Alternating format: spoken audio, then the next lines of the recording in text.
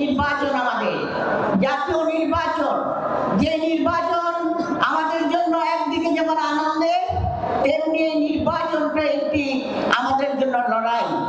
কেন?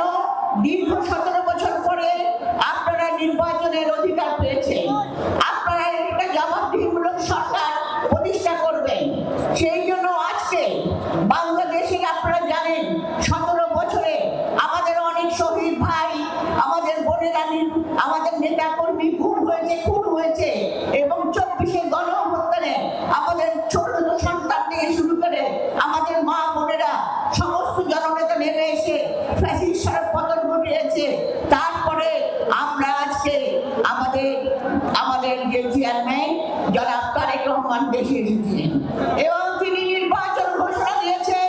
সে নির্বাচনে আজকে আপনাদের মনে রাখতে হবে, দেশের নেত্রী বেগম খালেদা জিয়া যাকে ফ্যাসিস্ট সরকার তিলে তিলে মেরে ফেলেছেন, তার কথা স্মরণ করে আজকে যে খালেদা জিয়া যে চ্যালেঞ্জ দিয়েছে, দেশকে পুনর্গঠন করতে হবে, সেই পুনর্গঠনে আপনাদের সহায়তা তিনি যাচ্ছেন।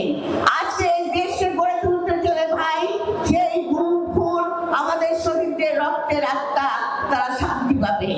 আপনাদের এই এলাকায় হামিদুর রহমান হামিদ দীর্ঘদিন ধরে আপনাদের সুখে দুঃখে আপনাদের প্রতিটি উন্নয়নের পাশে তিনি কাজ করেছেন।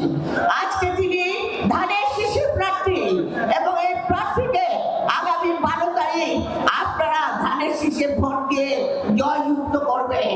অনেক ষড়যন্ত্র চলছে, আমি নামাজ বলে কোনো কথা বলতে পারলাম না, শুধু বলছি এই ষড়যন্ত্র আপনারা প্রতিরোধ করবেন, ভোটের মাধ্যমে বুঝিয়ে দেবেন।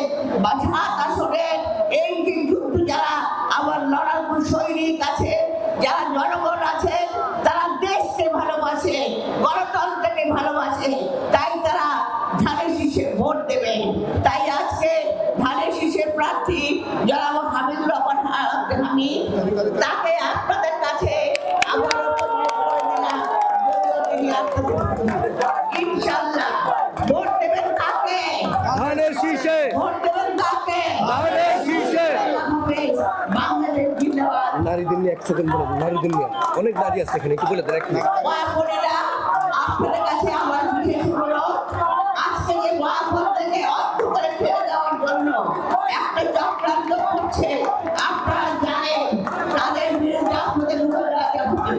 আর নারী ক্ষমতার জন্য আজকে আমাদের শহীদ আমাদের তারেক রহমান চেষ্টা করছে। ইনশাআল্লাহ আমরা নারীরা ধানের শীষে ভোট দিয়ে ধানের শীষে বিজয় করব। ইনশাআল্লাহ।